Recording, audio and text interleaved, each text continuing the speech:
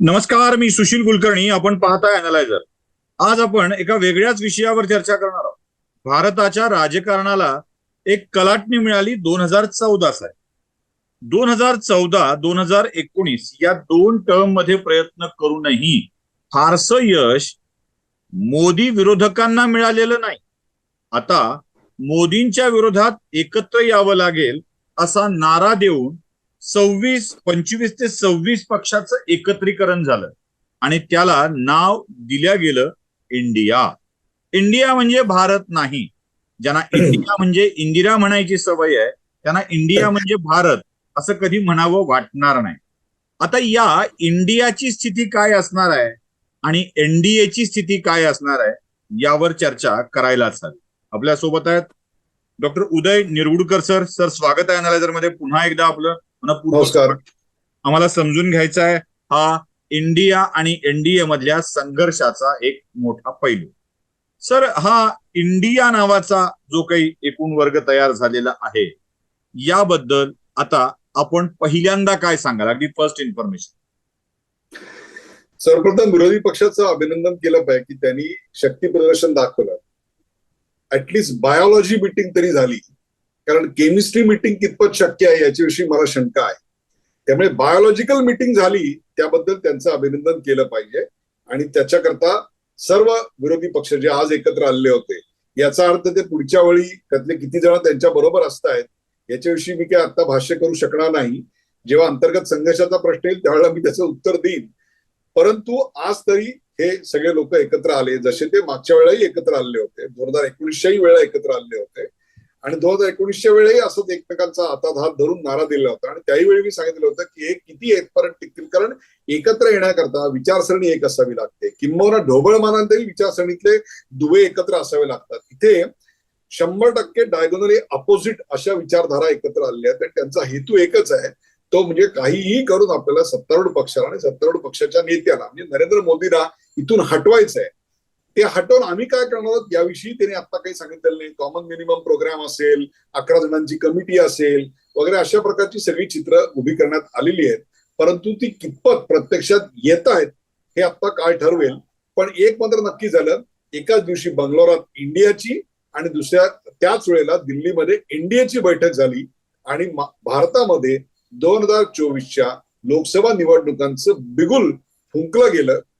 हे मात्र नक्कीच म्हणायला लागेल की आता खऱ्या अर्थाने प्रचार सुरू झाला. आघाडी विरुद्ध युती अशी लढाई सुरू झाली. सर, मला एका गोष्टीकडे आपलं लक्ष वेधायचं आहे. इंडियामध्ये साधारणतः 9 पक्ष अशी आहेत की ज्यांच्या मतांची टक्केवारी 1% वरची आहे. म्हणजे साधारणतः इंडियन नॅशनल काँग्रेस जो पक्ष आहे, ज्याला इंदिरा काँग्रेस या नावाने ओळखलं जातं, तो इंडियन नॅशनल काँग्रेस हा 19.5% मतांची एकूण संख्या घेऊन शीर्षस्थानी. त्यानंतरचा दुसरा सर्वाधिक मत घेणारा पक्ष आहे तृणमूल काँग्रेस. म्हणजे बघा इथे विरोधाभास काय आहे. जो काँग्रेसमधूनच बाहेर पडलाय आणि ज्यानं काँग्रेसची वाट लावायची हे ठरवलेलं आहे, तो हा पक्ष, ज्याला त्यानंतरची सेकंड लार्जेस्ट मत आहे ती 4.7%. समाजवादी पार्टी त्याच्यानंतरचा पक्ष आहे, ज्याला मत आहे 2.55%. समाजवादी पार्टीने काँग्रेसशी घरोबा केल्यावर उत्तर प्रदेशात काय यश मिळतं आम्हा प्रचंड, हे मागच्या निवडणुकीमध्ये समाजवादी पार्टीने अनुभवलेलं आहे. कदाचित मुलायम सिंगांनी पुन्हा असा उद्योग करू नको असं पोराला सांगितलं असेल जाता जाता. त्यानंतरचा पक्ष आहे डीएमके, याला 2.26% एकूण देशाच्या मतं मिळालेली आहे. शिवसेना त्यानंतरचा सगळ्यात मोठा पक्ष, म्हणजे 5व्या नंबरचा पक्ष, जो आता खंडित झालाय, त्याला मतं मिळाली होती 2.10%. शिवसेनेला मिळालेली मतं होती. आणि त्यानंतरची सगळी जी पक्ष आहेत ती 1-1.5% आसपासची आहेत. Janata Dal United, nationalist Congress party, जोही खंडित झालाय, त्याची आता विभागणी झाली. अजित पवार आपल्याला एनडीएच्या व्यासपीठावर दिसले होते. राष्ट्रीय जनता दल 1.8% आणि बाकी पक्षांची नावं वाचता येणं अवघड आहे, इतकी दोन्हीकडे आहेत. तशी दोन्हीकडे तशी आहेत या सगळ्या गणितांच्या मध्ये. आणि बाकीची 13 पक्ष आहेत ज्यांची मतं 1% खालची आहेत. आणि 4 पक्ष अशी आहेत ज्यांचं मागच्या लोकसभा निवडणुकीत मतांचं अस्तित्वच नव्हतं. म्हणजे अपना दल, MDMK, KDMK किंवा मैथानी MMK या सगळ्या पक्षांचं फारसं अस्तित्व नव्हतं. म्हणजे तुम्ही उत्तम सेफॉलॉजिस्ट आहात, आकडेवारी तुमच्या समोर असावी म्हणून सांग.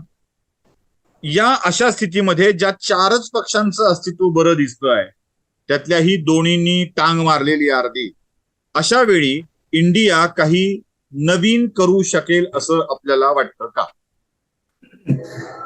इंडियामधल्या 2-3 गोष्टी आपल्या आत्ताच्या विवेचनात राहून गेल्या, त्या मी तुम्हाला इथे सांगू इच्छितो. की तुम्ही जी 2% मतं म्हणतायत शिवसेनेची किंवा एनसीपी किंवा इतर सगळ्या पक्षांची, हे सर्व जरी त्यांचं स्टेटस राष्ट्रीय पक्ष वगैरे असलं आणि ते आता गेलेलं असलं किंवा काही, तरी ते प्रामुख्याने प्रादेशिक पक्ष आहेत. हे आपण ऍक्सेप्ट केलं पाहिजे की त्यांची 2% मतं जी कमी दिसण्याचं कारण, त्यांनी इतर राज्यात काही निवडणुका लढवल्यात किंवा लढवल्या, त्याची कारणं काय होती हेही आपल्या सगळ्यांना माहिती आहे. त्यामुळे ही जी लढाई आहे ही फक्त 2 पक्षांमध्ये आहे. त्यातल्या एकाचं नाव आहे काँग्रेस आणि दुसऱ्याचं नाव आहे भारतीय जनता पक्ष. तुम्ही जसा इथला भेद दाखवलात तसाच तो इंडियामध्ये जर तुम्ही गेलात तर इंडियामध्ये देखील अशाच प्रकारची परिस्थिती आहे. सर्वात मोठा एकखांबी तंबू ज्याला आपण म्हणतो तो भारतीय जनता पक्ष आहे. त्यांच्या इकडे असे अनेक पक्ष आहेत, जवळपास 9 पक्ष असे आहेत की ज्यांनी 2019 मध्ये एकही निवडणूक लढवलेली नव्हती. 16 पक्ष असे आहेत की ज्यांनी निवडणूक लढवली पण त्यांना एकही जागा मिळवता आली नव्हती. आणि 303च्या भारतीय जनता पक्षानंतरचा दुसरा सर्वात मोठा पक्ष आहे जो आता त्यांच्या बरोबर आहे, तो आहे शिवसेना, ज्याचे नेते आहेत एकनाथ शिंदे आणि त्यांच्याकडे 13 जागा आहेत. म्हणजे 303 वरून डायरेक्ट 13 वर. पण या सगळ्याची जी बेरीज आहे ती 45% आहेत. त्यांच्याकडे 12 क्लीन राज्य स्वतःकडे आहेत आणि इंडियाकडे 11 राज्य आहेत आणि त्यांच्या मतांची संख्या 38% आहे. मुद्दा तो नाहीये सुशीलजी. मुद्दा आहे की तुम्ही ऑन पीस ऑफ पेपर, जसं क्रिकेटमध्ये असं असतं ना, एखादी बाजू फार बलाढ्य वाटते, 4 फास्ट बॉलर्स आहेत, 2 स्पिन बॉलर आहेत, 2 ग्रेट ओपनिंग बॅट्समन आहेत, ग्रेट मिडल ऑर्डर आहेत, काही चांगले अष्टपैलू खेळाडू आहेत, सगळं on piece of paper great वाटत असतं. जशी 83 साली आपल्याला वेस्ट इंडिजची टीम वाटत होती, परंतु त्यांना अत्यंत अनुभवी अशा भारताच्या क्रिकेट टीमने हरवलेलं आपल्याला दिसलं. मला असं वाटतं ती केमिस्ट्री काय आहे तुमची विचारधारा काय आहे, तुमचे नेमके मुद्दे काय आहेत, जनतेशी तुम्ही काय आयडेंटिफाय केलंय, तुम्ही काय समोर घेऊन जाणार आहात, हे फार महत्वाचं आहे. याच्या पलीकडे जाऊन सुशील एक मुद्द्याकडे लक्ष वेधायचं आहे, ते म्हणजे या दोघांव्यतिरिक्त काँग्रेसचा खेमा आणि भारतीय जनता पक्षाचा खेमा या व्यतिरिक्त एक मोठा वर्ग हा या दोघांपैकी एकाहीकडे आता नाहीये. मायावती नेमक्या कोणाकडे आहेत? त्या बंगलोरलाही नव्हत्या आणि दिल्लीलाही नव्हत्या. नवीन पटनायक कोणाकडे आहेत? ते दिल्लीलाही नव्हते आणि बंगलोरलाही नव्हते. वायएसआर कोणाकडे आहेत? वायएसआर कोणाकडे आहेत? त्याच्यानंतर जगमोहन कोणाकडे आहेत हे आपल्याला आता माहिती नाही. शिरोमणी अकाली दल कोणाकडे माहिती आहे. बंगलोरमध्ये असून जनता दल सेक्युलर कुठेही आलेलं नाहीये. आणि ज्या जनता दल सेक्युलरची सगळी जी वोट बँक आहे विधानसभेतली ती काँग्रेसनं फोडलेली आहे आणि त्यांना 60 वरून डायरेक्ट 19 वर आणलेले आहे. त्यामुळे ते आता कितपत काँग्रेस बरोबर जातील अशी शंका आहे. शिरोमणी अकाली दल आणि भाजप यांचं ज्या 3 फार्म बिलांवरनं फाटलेलं होतं, परंतु आता त्यांच्यातले संबंध अलीकडच्या काळामध्ये सुधारलेले आपल्याला दिसत आहेत. त्यामुळे हा जो सगळा आहे 3 भाग आहेत. एक म्हणजे भाजप काँग्रेस या दोघांबरोबर नसलेला वर्ग आहे आणि दुसरा भाजपचा वर्ग आणि काँग्रेसचा वर्ग. प्रामुख्याने हे 2 एकखांबी तंबूच आहेत, हेही आपल्याला लक्षात घेतलं पाहिजे. या सगळ्यामध्ये राज्यस्तरीय पक्षांचं एकत्रीकरण चाललंय. म्हणजे राष्ट्रीय स्तरावर तर आता फक्त तुम्ही म्हणता त्याप्रमाणे 2च पक्ष उरले. सगळी राज्यस्तरावरची पक्ष आहेत, म्हणजे तेही कोणी प्रभावी कोणी अप्रभावी अशा स्थितीमध्ये आहेत. या राज्यस्तरावरच्या बहुतेक पार्ट्या या परिवाराच्या पार्ट्या आहेत. म्हणजे यादवांची पार्टी आहे, 2 यादवांची, एक बिहारमध्ये यादवांची आहे, एक उत्तर प्रदेशातल्या यादवांची आहे, महाराष्ट्रातली पवारांची पार्टी आहे, दुसरी ठाकरेंची पार्टी आहे, तिकडे करुणानिधींची पार्टी आहे, जयललिताचं कोणी परिवारातलं नाही पण पटनायकांची पार्टी आहे, जगनमोहनची पार्टी ही वायएसआरची पार्टी आहे. या अशा परिवाराच्या पार्ट्या या राष्ट्रीय पक्षासोबत जुळवून घेताना जो काही खडखडाट होणार आहे तो कसा असेल? या दोन्ही आघाड्यांना सांभाळताना काय होईल? मुळात हे जे सगळे प्रादेशिक पक्ष आहेत ना, ते काही एक चांगला हेतू त्या काळात त्यांच्या मनात घेऊन निर्माण झाले. म्हणजे मराठी माणसाच्या न्याय हक्काकरता आपल्याकडे शिवसेना निर्माण झाली. तीच गोष्ट तेलुगू देसमची होती, तीच गोष्ट आपल्या तृणमूल काँग्रेसची आपल्याला दिसेल. या सगळ्या मागे त्या वेळेला अतिशय चांगला हेतू होता. म्हणून जनतेनं त्यांचे जे फर्स्ट जनरेशन नेतृत्व आहे त्यांच्या पदरामध्ये यशाचं माप टाकलं आणि मग आपल्याला कम्युनिस्ट असतील की ज्यांची पश्चिम बंगालमध्ये सत्ता आली आणि केरळमध्ये सत्ता आली, त्याच्या व्यतिरिक्त त्यांचं भारतात फारसं कुठे अस्तित्व नव्हतं. परंतु एकेकाळी यांचे दोघांचे मिळून 60च्या वर खासदार होते, हे सुद्धा आपण लक्षात घेतलं पाहिजे. आता हे जे पक्ष आहेत, हे पक्ष ज्या हेतू करता स्थापन झालेले होते ते हेतू आता अतिशय विस्विषित झालेले आहेत. त्याचबरोबर ते नेते आता 70च्या पुढे गेलेले आहेत. मायावती 70कडे झुकलेले आहेत, शरद पवार 80च्या पुढे गेलेले आहेत, नवीन पटनायक 75 ओलांडलेली आहे, नितीश कुमार 70च्या पुढे गेलेले आहेत आणि त्यामुळे ममता बॅनर्जी 70च्या आसपास आलेले आहेत. त्यांच्या नंतर त्यांचे वारस कोण आहेत हा एक मोठा प्रश्न आता संपूर्ण राजकीय वर्तुळामध्ये प्रादेशिक पक्षांमध्ये विचारला जातो. याचं कारण आहे, हा का विचारला जातोय तर ज्या विचारसरणीला ते वाहिलेले होते, ज्या कॉज करता एकत्र आले होते, ज्या जाती करता एकत्र आले होते, ज्या वर्णाकरता एकत्र आले होते, ज्या अजेंडा करता एकत्र आले होते, हे सगळे गोष्टी आता दुय्यम ठरल्या आणि मैं और मेरे बाद मेरा बच्चा, मी आणि माझ्या नंतर माझं रक्त, हाच मुद्दा फक्त पुढे आला. शिवसेनेत तेच घडलं. एकनाथ शिंदे यांचा दावा काय होता, एकनाथ शिंदे यांचा वाद काय होता, तो त्याविषयीच होता की मूळ विचारसरणीशी आम्ही फारकत धरतोय आणि त्याच्याकरता ते फुटलं. तुमच्या पोटी जन्माला आलो नाही हा आमचा गुन्हा आहे का, हा अजित पवारांचा सवाल हे कशाच निदर्शक आहे. अभिषेक बॅनर्जी विषयी तृणमूल पक्षामध्ये नाराजी असणं हे कशाचं निदर्शक आहे. मायावती, नवीन पटनायक यांना कोणी वारस नाही. तसंच इथे चंद्रबाबू नायडू यांनी बंड का केलं आणि आपल्या सासऱ्याची सत्ता का हस्तगत केली, तिकडे त्या राजकीय पक्षाची शक्ल झाली. आणि AIDMK ज्याच्यामध्ये जयललिता होत्या, त्या जयललितांच्या नंतर सुद्धा त्या पक्षाची शक्ल 3-4 शक्ल झाली. तोच प्रकार काहीसा DMK मध्ये झालेला आहे, परंतु तो दुसरा गट जो आहे तो फार असा ताकदवर नाही, त्यामुळे आपल्या लक्षात येत नाहीये.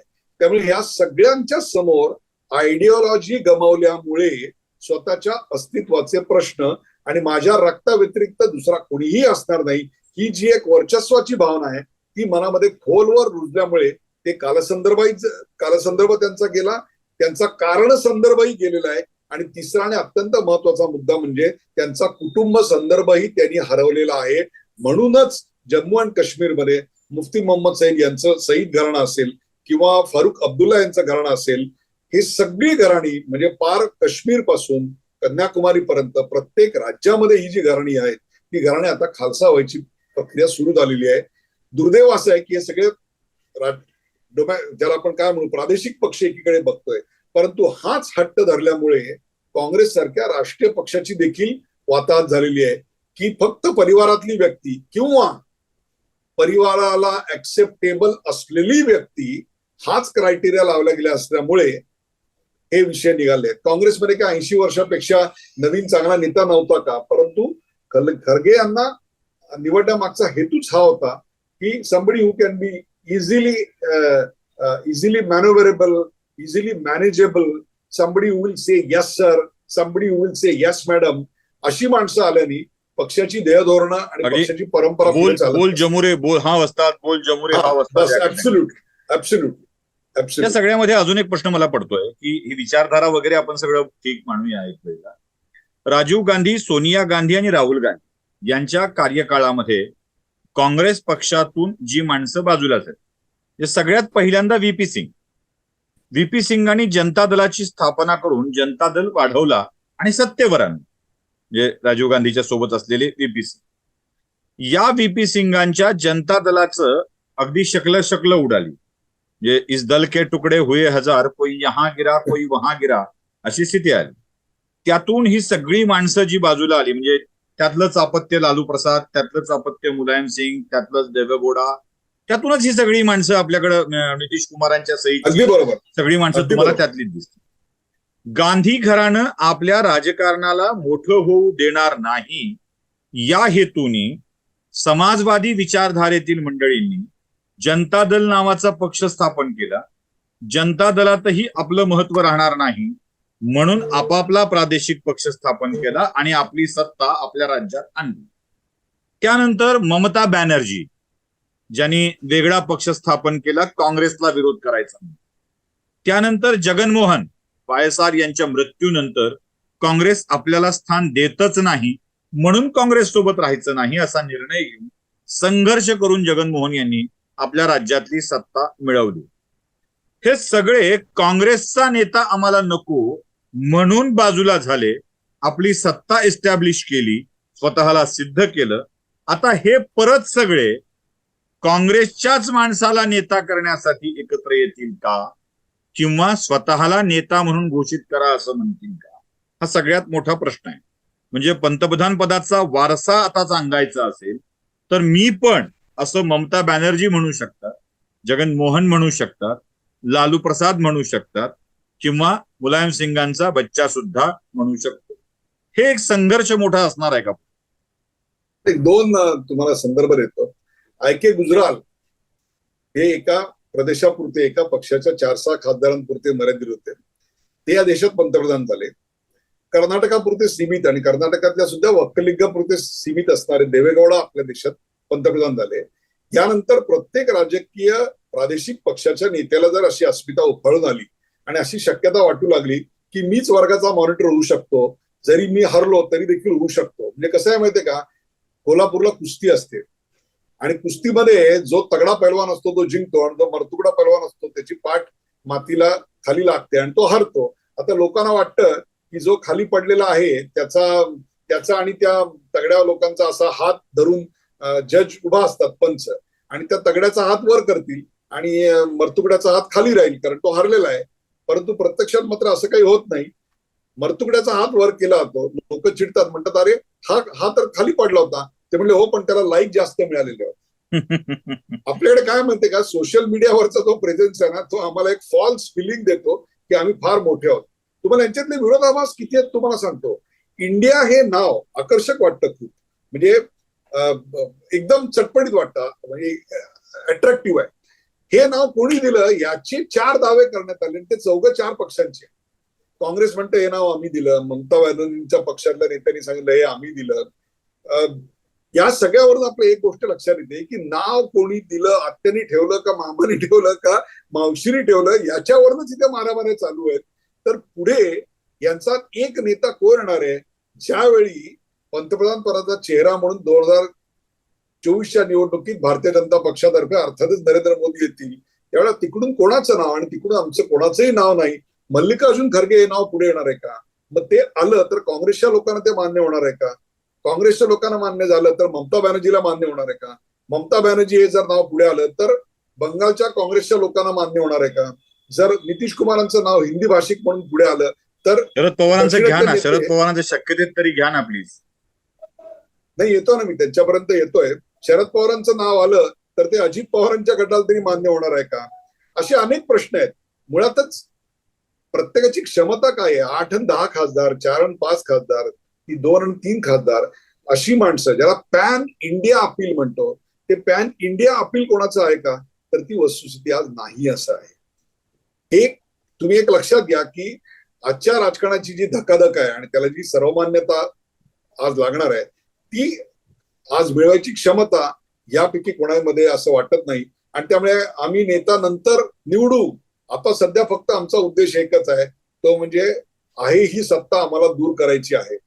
एवढ्या अपीलवर लोक तुम्हाला मदत करतील का? लोक तुम्हाला व्होट करतील का? तुम्ही एक लक्षात घ्या, भारतीय जनता पक्ष आणि इतर पक्ष यांच्यातल्या ज्या 1-to-1 फाईट झाल्यात ना, त्याचा इतिहास जर सेफॉलॉजिस्ट म्हणून मी पाहिला तर मला असं काही वाटत नाहीये की इतक्या प्रचंड मोठ्या प्रमाणावर स्विंग होईल. याच्याकरता भारतीय जनता पक्षांनी काही प्रचंड मोठी चूक या पुढच्या काळामध्ये केली पाहिजे. मला नाही वाटत इलेक्शनच्या काळामध्ये अशी कोणी चूक करेल, अशी शक्यता काही दिसत नाही. म्हणजे भाजपच्या चुकीवरच सगळं अवलंबून आहे. आणि एक आक्षेप आहे सर, एवढ्या शेवटी नाव घेत नसतात बावींचं.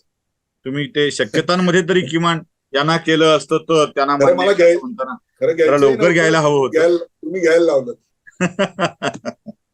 माफ करा. पुढचा प्रश्न माझा प्रश्न नाही, जिज्ञासा आहे खरं तर. ही मी बघतोय राजकारणामध्ये की तुम्ही मगाशी 2 वाक्य उच्चारलात की प्रादेशिक पक्षांचं अस्तित्व आणि प्रादेशिक पक्षांचा होत असलेला ऱ्हास. मुफ्ती मोहम्मद सईद यांच्या कन्याची पार्टी आता नेस्तनाबूत व्हायला लागली, संपत आहे. ती त्यांच्या पातळीवरती होते. इकडे लालूच्या 2 पोरांमध्ये वाद आहेत, पार्टी कोणाची. तिकडे मुलायम सिंगाच्या भावामध्ये आणि पोरामध्ये पार्टीविषयीचे वाद किंवा त्याच्याविषयीचा संघर्ष चालूच आहे. भाऊ बाजूला सरकलाय, पार्टी पोराकडे येऊन गेली. इकडे महाराष्ट्रात आमच्या काकांच्याकडं पार्टी पुतण्याची की लेकीची यावरून वाद सुरू आहे आणि त्यात विभागणी झाली. इकडे महाराष्ट्रातल्याच पार्टी लेकराची की पार्टी वारशाची, वैचारिक वारशाची, याचा संघर्ष अजूनही महाराष्ट्र बघतो आहे. घरातल्या फॅमिली पार्टींची ही अवस्था होत असताना जवळपास सगळ्या राज्यामध्ये तुम्हाला ही स्थिती दिसेल की प्रत्येक ठिकाणी हा कौटुंबिक संघर्षातून ती पक्ष आता जवळपास रासाच्या वाटेवर चाललेली आहे. हे तुम्ही म्हणालात की या सगळ्या राजकीय पक्षांचा रास होऊ लागलेला आहे. फार फार तर या निवडणुकीपर्यंत हा जो काही टेम्पो आहे तो टिकून राहील. त्यानंतर या प्रादेशिक पक्षाच्या राजकारणाची स्थिती काय असेल, हे संपतील की राष्ट्रीय पक्षात विलय होतील, काय स्थिती असेल असं तुम्हाला वाटतं? कारण एकूण पक्षांची संख्या बघितली, इकडे 35-36 आणि तिकडे 26, तर हे फारच होत आहे पक्षांची संख्या. काय असेल या सगळ्यामध्ये स्थिती? सलग 2024 साली जर पुन्हा भारतीय जनता पक्षाचं सरकार आलं आणि मोदी पंतप्रधान झाले तर तो विरोधी पक्षांच्या ऐक्याचा सलग तिसरा पराभव असेल. सो म्हणजे इथे 10 वर्ष झालेली असते आणि 10 वर्षानंतर पुन्हा 5 वर्ष सत्तेवर आपल्या नसताना आपले कार्यकर्ते टिकवून ठेवायचे हे जवळपास अशक्य गोष्ट आहे. याचं कारण तुम्ही ज्या कारणाकरता एकत्र आला होता त्या कारणाशी प्रतारणा करत तुम्ही अनेक प्रकारच्या युत्या आघाड्या आतापर्यंत केल्या. दुसरी गोष्ट, हे बहुतांशी नेते जे तुम्ही आता प्रादेशिक पक्षांचे नेते म्हणलात ते मनमानी, लहरी याच्याकरता जास्त, ॲरोगंट याच्याकरता जास्त प्रसिद्ध होते, ना की त्यांच्या कार्यकुशलतेकरता. यातला एकही एबल ऍडमिनिस्ट्रेटर किंवा असं कोणी आमच्या समोर आतापर्यंत आलं नाही. आपण फक्त नवीन पटनायक किंवा अशा सुरुवातीच्या काळातले नितीश कुमार वगैरे आपण म्हणू की त्यांच्याबद्दल आपल्याला असं म्हणता येईल. मला आठवतं की जयललिता दिल्लीला आल्या होत्या तेव्हा त्यांची स्वतःची खुर्ची सुद्धा त्यांच्या मागोमाग घेऊन आलेली होती. म्हणजे त्या खुर्चीशिवाय दुसऱ्या कुठल्या खुर्चीवर त्या बसल्या नाहीत, ही वस्तुस्थिती तुम्ही लक्षात घ्या. त्यामुळे हा जो एककल्लीपणा आहे त्याचाही कंटाळा लोकांना येईल. दुसरी गोष्ट म्हणजे आपण निवडून येऊ शकत नाही आणि आपल्याला निवडून या पक्षात यायचं काहीही आता संधी नाही असं म्हटल्यानंतर त्या पक्षाचा विलय होण्या अगोदर जसं पहिले बोट बुडायला लागली की उंदीर पहिले सोडून पळतात, पहिले सगळे तसे सगळे पटापट सोडून हे आपापल्या सोयीनं भारतीय जनता पक्ष किंवा काँग्रेस जिथे त्यांना जागा मिळेल, अकोमोडेट होतील आणि आपल्या भाग्य दिसेल तिकडे जातील आणि मग हे राजकीय पक्ष हे आपल्याला विस्मृतीत गेलेल्या लोकांच्या दिसतील. ते एक प्रकारचं दुर्दैव आशा करता असेल आणि सुदैव असेल, हे दोन्ही गोष्टी आहेत. दुर्दैव आशा करता की ज्या एका प्रादेशिक अस्मितेच्या टिकवण्याकरता ते एकत्र आले होते ती अस्मिता त्यांना टिकवता आली नाहीच, परंतु त्याचबरोबर त्याच्याशी आयडेंटिफाय होण्याची जी एक राजकीय गरज होती, स्पेस होती, ती स्पेस सुद्धा बुडून गेली. आणि मग हे एका 2 पक्षांच्या रोड रोलर खाली they all became a national commoner. म्हणजे त्यांचं जे वेगळेपण होतं ते संपूर्णपणे नष्ट होईल. दुसरा एक फायदा असा आहे की अनेकदा हे जे छोटे पक्ष होते ते मोठ्या पक्षांना अडचणीच्या वेळी वेठीला धरायचे आणि सांगायचे की 2.5 वर्ष आम्हाला ठरलेलं होतं, आता 2.5 वर्षाशिवाय आम्ही तुमच्या बरोबर येणार नाही, 2.5 वर्ष आमचा मुख्यमंत्री झाला पाहिजे, हे आधीच ठरलेलं होतं, हे बंद दरवाजा आत ठरलेलं होतं. या सगळ्या ज्या गोष्टी होत्या ना, या सगळ्या आपल्याकडे आता बंद व्हायला पाहिजेत आणि त्याच्याकरता एकच उपाय आहे, तो म्हणजे राष्ट्रीय विचार जोपासणाऱ्या पक्षाला निवडून दिलं पाहिजे. आज जर तो विचार भारतीय जनता पक्ष मांडत असेल तर त्यांना निवडून दिलं पाहिजे. उद्या जर त्यांच्यापेक्षा अधिक सक्षमपणे राष्ट्रीय विचार दुसऱ्या कोणी मांडला आणि तो जर लोकांना पटला तर त्याच्या मागे लोक उभी राहतील. परंतु या छोट्या प्रादेशिक पक्षांनी 80च्या दशकापासून पुढे, म्हणजे आपल्याकडे निवडणुका ज्या झालेल्या आहेत 80च्या दशकानंतरच्या, त्या 85ला 84ला इंदिरा गांधींच्या निधनानंतर निवडणूक झाली, मग 89ला झाली, 91ला झाली, 96ला झाली, 98ला झाली, 99ला झाली. या सगळ्यामध्ये 2004 साली, 2009 साली आणि 14 साली त्यातलं कमी म्हणू आपण, या सगळ्या 8 निवडणुकांमध्ये आपल्याकडे हे आघाड्यांचं सरकार आहे. 2014 मध्ये भारतीय जनता पक्ष जवळपास त्याच्या गेला होता, म्हणजे त्यांना कोणाचं समर्थन नसतं तरी काही फार फरक पडला नसता. आणि 2019 साली तर काही प्रश्न नव्हता, देवर क्लीन मॅन्डेट फॉर 303 सीट्स. त्यामुळे त्यांच्याकरता लांगुल चालन करणे, मग त्यांना पॅकेजेस द्या, मग त्यांचे भ्रष्टाचार खपवून घ्या, मग त्यांचे टँट्रम्स खपवून घ्या, मग त्यातून राजकारणात एक अनिष्ट पायंडे पाडून घ्या, या सगळ्या गोष्टी बंद झाल्या पाहिजेत असं मला वाटतं. आणि नुसत्या एका पक्षाचं बलदंड सरकार आणि विस्कळीत आणि कमकुवत विरोधी पक्ष हे सुद्धा चांगली गोष्ट नाही लोकशाहीसाठी. त्यामुळे एक सक्षम विरोधी पक्ष देखील पाहिजे आणि तो देखील उद्याला या निवडणुकीत यायला पाहिजे. परंतु आत्ताचं दुर्दैव असं आहे की काँग्रेस तशी रिव्हायवलची किंवा ज्याला आपण म्हणू 160 150 जागा मिळवेल अशा प्रकारची काही कॉन्फिडन्स देताना सायकोलॉजिकली मला दिसत नाही. एक आता अजून गंभीर प्रश्न जो मला शेवटच्या मुद्द्याच्या आधी विचारला पाहिजे तो म्हणजे जेव्हा अशा स्वरूपामध्ये एकत्रीकरणानंतर यश मिळत नाहीये, 2 प्रयत्नामध्येही अपयश हाती आलंय, आता 3ऱ्या प्रयत्नात सुद्धा यश मिळण्याची शक्यता कमी दिसती आहे, असं जेव्हा वातावरण तयार होतं तेव्हा महाराष्ट्रापुरतं मी बघतो आणि पुढे देशातही प्रादेशिक अस्मिता एवढी मोठी केली जाते की महाराष्ट्राचे मुख्यमंत्री दिल्ली समोर गुडघे टेकतात, दिल्लीश्वराला हुजरेगिरी करायला, मुजरा करायला दिल्लीश्वरांच्या समोर जातात, अशा आशयाची चर्चा जोरदार सुरू होती. त्यासोबत मणिपूर सारख्या विषयांना ज्याला जातीय आणि धार्मिक हिंसाचाराचं स्वरूप आहे त्याला महाराष्ट्रामध्ये व अन्य राज्यात देखील अशा जाती समूहाच्या भावना वाढवल्या जातात, त्याला अधिक टोकदार केलं जातं.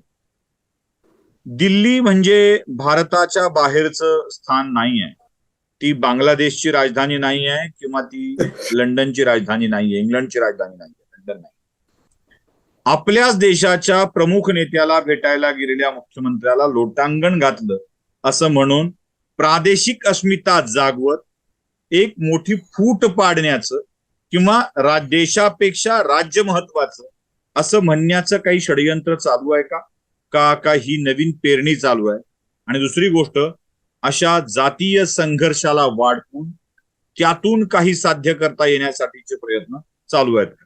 हे असं होऊ शकतं का? चालू आहेत का पेक्षा होऊ पण शकतं.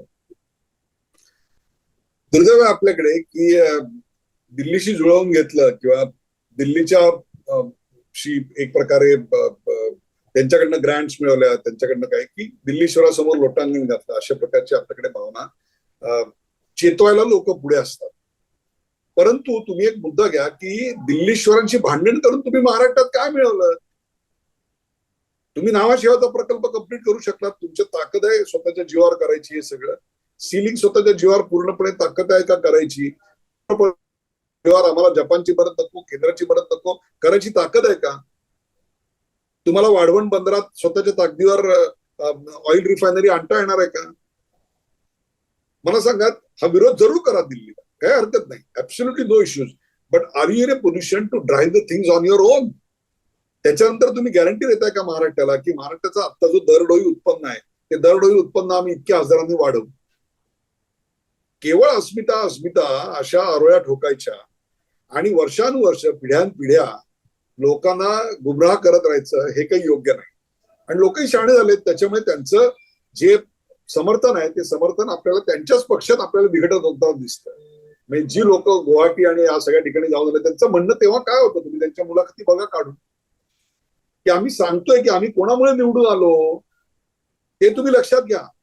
आणि ते जर आपल्या बरोबर नसतील तर त्यातला न सांगितलेला भाग जो असा आहे किंवा ना व्यक्त केलेला स्पष्टपणे भाग असा आहे की 2024 साली आम्ही नाही निवडून येणार, लोक आपल्याला नाही ऍक्सेप्ट करणार आहेत.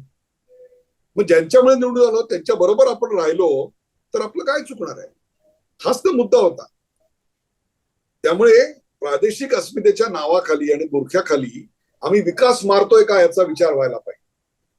आम्ही आज ज्या जीएसटीचे पैसे मिळत नाहीत, जीएसटीचे पैसे मिळत नाहीत, परंतु जेव्हा आकडेवारी समोर आली तेव्हा काय लक्षात आलं मला सांगा सुशीलराव? जीएसटीचे पैसे तुम्हाला पूर्णपणे मिळत होते व्यवस्थित दर महिन्याला. कोविडच्या काळात आम्ही सगळं करतो, राज्यात विकेंद्रीकरण करा, राज्यात विकेंद्रीकरण करा, आम्ही लसीचं निर्माण करतो, आम्ही आयात करतो. केंद्राने त्यांना परमिशन दिली, ठीक आहे तुम्ही टेंडर काढा, तुम्ही मागवा. कोरोना प्रचंड प्रमाणात वाढत होता आणि राज्यांना टेंडर काढायची परमिशन दिली होती. किती टेंडर आली मला सांगा? एकही टेंडर हे मागवू शकलो नाहीत आणि we lost about 30 days time, very crucial time. त्यावेळी केंद्राने पिचिंग केलं आणि सांगितलं की now we are going to handle everything. त्यावेळेला कोणी कोणी पत्र लिहिली होती आठवा? कोणी पत्र लिहिली केंद्राला? आप होतं त्याच्यामध्ये. सगळ्या या रिजनल पार्टीजनी पत्र लिहिलं आणि सांगितलं की health is a state subject, हे रिमाइंड केलं गेलं आणि कोर्टात जायची धमकी देण्यात आली त्यावेळेला. एकात्री प्रादेशिक नेत्यांनी या देशात बनवलेली लस टोचले, आपला दंड वर करून आणि आपल्या राज्याचा शुभारंभ चला मीच तयार आहे असं केलं का मला सांगा. काय उलट त्याच्यामध्ये तुम्ही पसरवत होतात की ही पुरुषांना नपुसक बनवेल, स्त्रियांना वांझ बनवेल, ही हिंदू लस. What nonsense it was going on. आणि लगेच मग वेस्टर्न मीडिया 700 कोटीचा जग हे 135 कोटीच्या भारतामुळे पराभूत होणार आहे अशा प्रकारची हाकाटी टाकायला पुढे होते. आणि तेच देश पुन्हा कटोरा घेऊन आमच्याकडे यायला निर्लज्जपणे होते की तुमची लस आम्हाला द्या. आणि लस मैत्री म्हणून वसुदैव कुटुंबकांच्या नावाखाली आम्ही सगळ्यांना फुकट लसी वाटल्या. आमचा वेग इतका प्रचंड होता की दिवसाला 2 कोटी लसीकरण आपल्याकडे एकदा झालेलं आहे. म्हणजे हे जर 4 दिवस कंटिन्यू केलं असतं तर ज्यांनी आपल्या 150 वर्ष राज्य केलं त्या इंग्लंडला आपण फ्लॅट 4 दिवसात लसयुक्त केलं असतं. प्रत्येकाला लस अवघ्या 4 दिवसात एकदा पहिली लस टोचली गेली असती. मला सांगा हे या लोकांना जमलं असतं का. प्रादेशिक अस्मिता जरूर बाळगा, absolutely no issues on that. परंतु प्रादेशिक अस्मिता बाळगताना आम्ही आमच्या प्रदेशाच्या विकासाशी आणि लोकांच्या प्रश्नाशी आम्ही कुठे फारकत घेतोय का याचा विचार करायची वेळ आलेली आहे असं मला वाटतं. आणि राष्ट्रीय प्रश्नांवर आमच्या भूमिका काय आहेत. प्रत्येक वेळी उठसूट काही माहीत नसताना, काही अभ्यास न करताना अशा प्रकारची सकाळी प्रेस कॉन्फरन्स घेऊन टीका करण्याची आणि बघण्याची घाणेरडी सवय महाराष्ट्राला लागलेली होती. आता ती थोडी कमी झाली, हे महाराष्ट्राचं भाग्य असं मला वाटतं. त्यात कुठलाही राजकीय प्रश्न तू मयमय चिखल. मला सांगा हा असं म्हणला त्याच्यावर त्यांनी उत्तर दिलं, तो असं म्हणला त्याच्यावर त्यांनी उत्तर दिलं. मला सांगा संभाजीनगर मध्ये बसलेल्या सुशील कुलकर्णींना आयुष्यात काय मिळालं याच्यामुळे. काही मिळालं. तुमच्याकडे पेरणार आमल्या त्याच्यात काही त्या शेतकऱ्याला मिळालेलं नाही, त्या कामगाराला काही मिळालेलं नाही. हे जे अस्मितांचे वाद वगैरे आपण जे म्हणतो ना, ती अस्मिता जपण्याची खरोखरच कळकळ आहे का. त्याचं महत्व कमी नाहीये, त्याचं महत्व निश्चित आहे. परंतु अस्मिता विरुद्ध विकास असे खोटे वाद उभे केले जात आहेत आणि त्याच्या खाली आम्ही जे म्हणू, आम्हाला जे योग्य वाटतं, आम्हाला वाटतं हे करायचं नाही, आम्हाला वाटतं ते करायचं नाही, म्हणजे नकारच सगळ्यांना. होकार कुठे देणार मग तुम्ही. मग तुम्ही कोणालाच वीज प्रकल्प आपल्याला कोणाकडेच नकोय, रिफायनरी आपल्याला कोणालाच नकोय. अरे मग तुम्ही जॉब कसे आणणार, वीज कशी निर्माण करणार, याचं उत्तर कोणी देत नाही. लोकल मधनं माणसं मरतायत, रस्त्यावर गर्दी वाढतेय, ट्रॅफिक प्रचंड वाढतोय, त्यांनी प्रदूषण वाढतंय. त्याच्यावरची उपाययोजना आमच्याकडे नाही. पण जर मेट्रो इकडेच पाहिजे असेल तर त्याचं स्टेशन अशाच ठिकाणी पाहिजे आणि तशाच ठिकाणी पाहिजे. या घोळात आम्ही 2.5 वर्ष घालवायला तयार आहोत. हे जे आहे ना ते लक्षात ठेवा सुशीलराव. प्रत्येक निवडणुकीत 8 ते 9% हे प्रथम मतदार असतात आणि ते तुमच्या आमच्यासारखे निर्ढावलेले 10 वेळा मतदान केलेले लोक आहेत ना, यांच्यापेक्षा वेगळा विचार करतात. हा जो 90 नंतरचा जन्माला आलेला मुलगा ना, जो आता वोटिंगला येणार आहे ना, त्याचा जन्म 2000 साल नंतरचा झालेला असणार आहे. त्याचा 2004च्या निवडणुकीच्या आसपास त्याचा जन्म झालेला आहे. त्यांनी हातात मोबाईल घेतलेला आहे. त्याच्या जन्मापासून त्यांनी इंटरनेट हँडल केलेलं आहे. त्याच्या जन्मापासून त्यांनी टेलिव्हिजनवर बाहेरचं जग पाहिलेलं आहे. त्याच्या जन्मापासून त्याच्या डोक्यामध्ये कंपॅरिझन सुरू आहे. मग तो हे प्रश्न विचारणार नाहीये का मतदान करताना. मला सांगा, याचं भान आमच्या राजकीय पक्षांना येणार आहे की नाही, हा खरा आता सवाल आहे असं मला वाटतं. अगदी 1 मिनिटात मला उत्तर हवंय सर, वेळही आपल्याकडे खूप कमी आहे. भारतीय जनता पक्षाला स्पष्ट एकट्याच्या बळावर बहुमत आहे आणि अन्य पक्ष सपोर्टिव्ह आहेत. हे सरकार भारतीय जनता पक्ष आणि अन्य सरकारमुळे स्थिर आहे, हे आपण बघितलंय. तसं एकट्याच्या जीवावर सोडा, पण काँग्रेस हा जो मुख्य पक्ष यातला आहे त्याला बहुमत मिळू शकेल आणि सपोर्टला बाकीचे पक्ष राहतील, अशी स्थिती असेल असं तुम्हाला वाटतंय का. का पुन्हा एकदा ती स्थिती आणावी लागेल. UPA 1, UPA 2, देवगौडा, अटल बिहारी वाजपेयी, चरण सिंग असं होईल असं तुम्हाला वाटतं. काय तुमच्यातलं सायकोलॉजिस्ट काय सांगतोय. एक लक्षात घ्या, 2019 मध्ये 186 जागांवर काँग्रेस आणि भाजप यांच्यात डायरेक्ट फाईट झाली आणि 2014 मध्ये जवळपास 270 जागांवर त्यांच्यामध्ये डायरेक्ट फाईट झाली होती. त्याचा निकाल जर आपला पाहिला तर असं आपल्या लक्षात येईल की त्यातल्या 90% जागा डायरेक्ट फाईटमध्ये भारतीय जनता पक्षाने जिंकलेल्या होत्या. आता मी त्याच्या वेळेअभावी त्याच्या डिफरन्स मध्ये जात नाही की किती जागा 4 लाखांनी जिंकल्या, किती जागा 3 लाखांनी जिंकल्या, याच्यामध्ये आपण जायला नको. परंतु राजस्थानमध्ये मला सांगा तिहेरी लढत होती का? नव्हती. मध्य प्रदेशात काय होतं? दुहेरी लढत होती. छत्तीसगडच्या 11 जागा आहेत, तिकडे काय होतं? दुहेरी लढत होती. हिमाचलच्या 4 जागा काय आहेत? दुहेरी लढत होती. उत्तराखंड 5 जागा दुहेरी लढत होती. गुजरात 26 जागा दुहेरी लढत होती. हरियाणा 10 जागा दुहेरी लढत होती. 110 जागांवर स्ट्रेट दुहेरी लढत झालेली आहे. वेर काँग्रेस आणि बीजेपी हे दोघं अलायन्स मध्ये आहेत. म्हणजे काँग्रेसला कोणतरी सहयोगी पक्ष आहे आणि भारतीय जनता पक्षाला इसवे अशा साधारणतः 270च्या आसपास जागा आहेत. महाराष्ट्रात 48 आहे. महाराष्ट्रामध्ये भाजप बरोबर सेना होती आणि तिकडे काँग्रेस बरोबर एनसीपी होती. तसंच कर्नाटकामध्ये काँग्रेस बरोबर दुसरा पक्ष होता, भारतीय जनता पक्षाबरोबर दुसरा पक्ष होता. तेलंगणामध्ये तीच परिस्थिती, आंध्र प्रदेशात तीच परिस्थिती, जम्मू काश्मीरमध्ये तीच परिस्थिती. या सगळ्या जागा आहेत. या 270 जागा आहेत. वेस्ट बेंगॉलमध्ये 42 जागा आहेत. त्या 42 जागांपैकी भारतीय जनता पक्षाला 18, एनसीपी काँग्रेसला 22 आणि इंडियन नॅशनल काँग्रेसला 2 जागा आहेत. आता मला सांगा दिल्लीमध्ये डायरेक्ट फाईट, ट्रायंग्युलर फाईट झाली. त्या ट्रायंग्युलर फाईटमध्ये 7 जागा होत्या. 7च्या 7 भाजपनी मारल्या. त्याच्यामध्ये आपलाही जागा नाही मिळाली, काँग्रेसलाही जागा नाही मिळाली. वेळ कमी, ह्यूज मार्जिन्स जिंकले आहेत. बिजू जनता दल मध्ये तिरंगी लढत झाली. तिकडे भारतीय जनता पक्षाला 8 जागा मिळाल्या आणि बीजेडीला 14 जागा मिळाल्या आणि काँग्रेसला 1 जागा मिळाली. भारतीय जनता पक्षाला 38% मत आहेत आणि बिजू जनता दलाला 42% मत आहेत आणि काँग्रेसला 12% मत आहेत. आता तुम्ही मला सांगा 1-to-1 फाईटचा बागुलबुवा जो उभा केला जातोय तो खरोखरच कितपत खरा आहे हे लक्षात ठेवा. तुम्ही केमिस्ट्रीचा विषय डोक्यात ठेवा. लोकांची केमिस्ट्रीशी आयडेंटिफाय केलेलं आहे का त्यांनी? तर तुम्हाला मी सांगतो काँग्रेसला जरी काँग्रेस आणि त्यांचा जो काही आजूबाजूचा इंडियाचा गोतावळा आहे ना त्यांना ही जर तर मुळात एका पक्षाला त्यांच्यातल्या आणि तो काँग्रेसच, कारण they are the second largest after BJP, they are second largest और ऑपोजिशन मध्ये फर्स्ट लार्जेस्ट. तर त्यांना 2.25 जागा मिळवावी लागतील तर पुढच्या जागांचा प्रवास शक्य आहे. आणि 44 वरनं काँग्रेस 2.25 वर जाईल हे शक्य नाही. All the best to them. All the best. Sir धन्यवाद सर, खूप खूप आभार. एक गोष्ट मात्र नक्की कळतीये की लग्नासाठी मुलीचं वय कायद्यानं 18 वर्ष असावं लागतं. 18ची मिळाली नाही म्हणून 9-9च्या 2 पोरी आणून लग्नही करता येत नाही आणि संसारही करता येत नसतो. तसं माझ्या देशाचं आहे. इथे एका विचारधारेनं देशाला पुढे नेता येऊ शकेल हे जरी राजकीय पक्षांनी लक्षात घेतलं तरीही खूप झालं असं म्हणावं लागेल.